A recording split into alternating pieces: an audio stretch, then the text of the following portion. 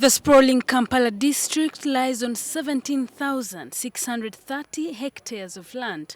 About 45% of this is private Milo, while 27% is controlled by the Buganda Kingdom. Another 30% is under the control of Kampala District Land Board, and the rest is overseen by Kampala City Council Authority. As land continues to be parcelled for development, the question of who has jurisdiction over land has spilled into the supremacy fights amongst these bodies.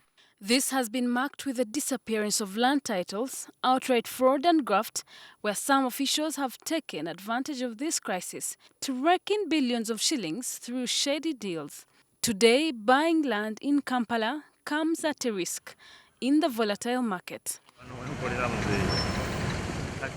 Yusuf Nsibambi, who has been at the helm of the Kampala District Land Board for 4 years, says he's relieved to retire from the position. He spoke out about the rivalry amongst these bodies and the genesis of missing land titles. Right now, of the 83 schools that we manage as KCCA, we do not have land titles for almost all of them. You're blaming, first of all, KCC or KCCA now, and then Ugandan Commission, because they are the ones who are vested with a mandate to ascertain which land belongs to which institution. In July 2013, Executive Director Jennifer Musisi argued that there was no need for the Kampala District Land Board, roles which City Hall had inherited after the Kampala City Council Authority Act was enacted. So we are managing land under constitutional mandate.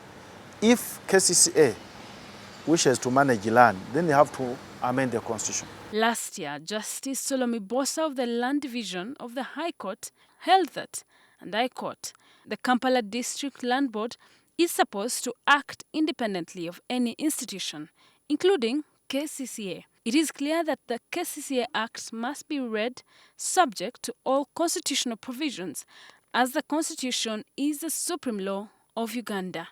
But even as he draws a curtain to his tumultuous spell at Kampala District Land Board, there is uncertainty over which body owns land in Kampala after files went missing. Police took all the files from Kampala District Land Board, and they have never been returned. Why? We approached the police, CID, and said they were returned to KCCA. When we approached the technical arm of KCCA, they are also denying. So as leaving office, there are no files to hand over. According to Nsibambi, the Lord Mayor and councillors appoint the leadership at Kampala District Land Board. However, with the current leadership impasse at City Hall, it will only likely fund more land-related problems. It's very difficult to think of a board appointed within the next 4 months. Any board purportedly appointed, say by the minister or government, will be irregular. So any titles issued will be fake titles. The outgoing chairman also spoke out about the recent evictions, saying there is selective justice targeting the underclass.